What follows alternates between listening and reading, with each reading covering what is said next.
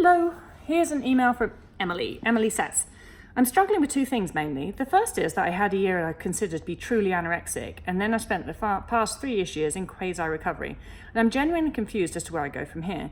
I'm not horribly underweight or unhappy, but I'm not truly happy either. My period/overall me hasn't quite got back.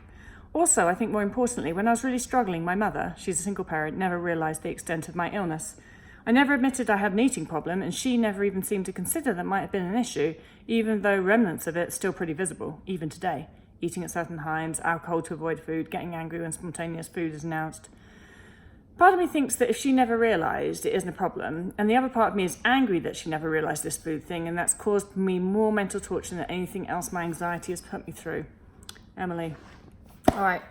Well, first off, I get that it's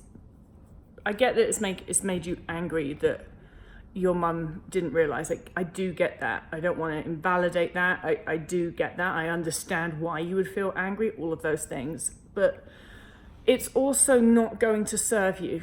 It is what it is. She didn't get it for whatever reason. Maybe she did get it and she just was in denial about it herself, didn't want to do it. You can never tell. Like, I can't make assumptions about this. I can't make guesses about this.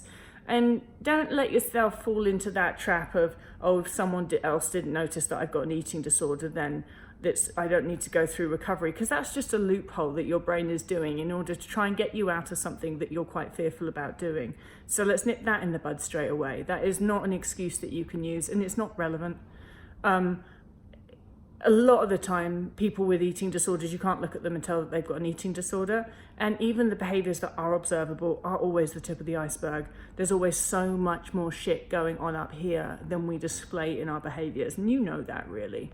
So I think that you know yourself that that is not an excuse and not something that you should be allowing yourself to get away with. So nip it.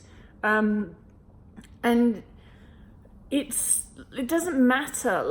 It doesn't matter that you're not, as you put, horribly underweight. It doesn't matter that you're not horribly unhappy. You're not, and you know you're not at the weight that would be your unsuppressed body weight, and you know that you could be happier, and that's actually all. That's all I need to know to just say you've got to go for the concepts of full recovery, unrestricted eating, and neural rewiring. This is not just for super skinny people who are on a deathbed. This is for any person who has an eating disorder. And let's not get weird about, well, what level of eating disorder does a person need to be at in order to do nutritional rehabilitation, unrestricted eating, and neural rewiring. Because that's just, it's not even a measurable thing. You can't measure the extent of someone's mental suffering. And we can't measure the extent of the impact that something's having on someone's physical body, because a lot of the time someone's physical body can look as if it's doing fine, but if you are not eating enough food, then your body is going to be struggling. It's like putting shitty fuel in your car. It's like expecting your car to run on, I don't know, some fuel that's not enough fuel. It's like, it doesn't matter what you look like externally. There is something internally going wrong, and there's some systems in your body, maybe all systems in your body, that will be affected by you systematically undereating. And so you just kind of got to pull yourself out of that and just think about it for a second. What do you actually want out of life? Is this going to be it? Kind of like happy-ish, healthy-ish? Are you going to settle for that?